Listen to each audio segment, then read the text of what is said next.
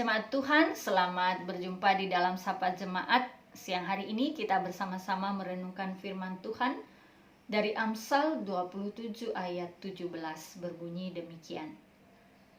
Besi menajamkan besi, orang menajamkan sesamanya. Jemaat yang dikasihi Tuhan, menajamkan besi. Ini adalah aktivitas yang saya yakin sering dilakukan oleh setiap ibu di dapurnya masing-masing.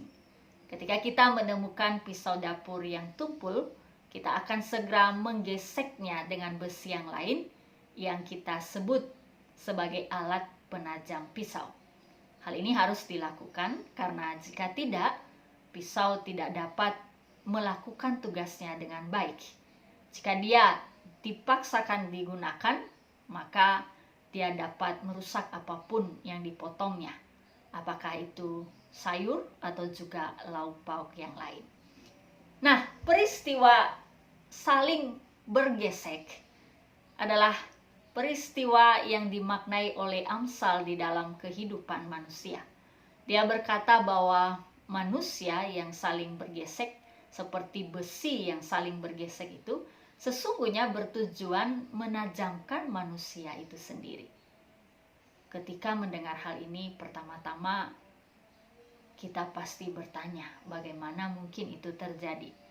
Tidak lain oleh karena kata gesekan memang cenderung membuat kita membayangkan sebuah perseteruan, pertikaian, hal-hal yang tidak baik terjadi antar manusia yang berpotensi merusak atau melumpuhkan kebersamaan.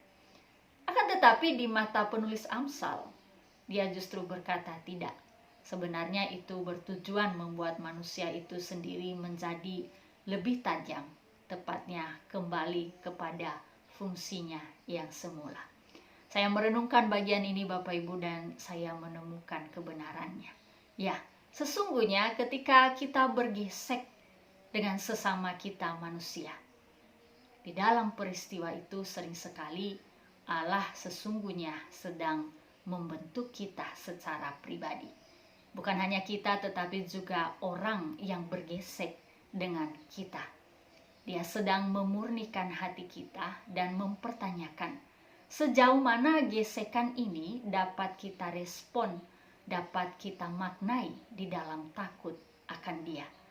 Ketika kita menghayati gesekan itu sebagai jalan untuk melakukan kehendak Allah yang telah kita ketahui, maka sesungguhnya di saat itulah kita menjadi lebih tajam, kembali berfungsi dengan baik dalam hubungan kita dengan orang lain. Memang hal ini tidaklah selalu mudah, karena gesekan seperti yang saya katakan tadi selalu berarti perseteruan, pertikaian. Ada seseorang yang tidak setuju dengan pihak lain. Akan tetapi ketika orang percaya kembali lagi memaknai hal ini di dalam takut akan Tuhan, maka hal itu justru menjadi jalan bagi setiap mereka untuk memuliakan Allah di dalam kehidupan ini dengan cara melakukan kehendak Allah itu sendiri. Pilihan tentu saja ada di tangan kita masing-masing. Yang pasti, melakukan kehendak Allah di saat kita bergesek dengan orang lain bukanlah hal yang mudah.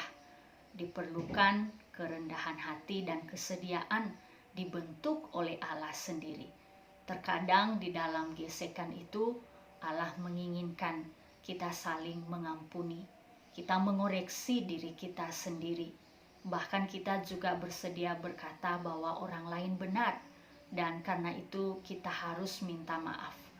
Akan tetapi ketika kita melihat semua ini sebagai jalan untuk memuliakan Bapa di sorga, maka hal itu menjadi ringan dan tidak lagi menjadi sebuah tekanan atau beban kepada kita.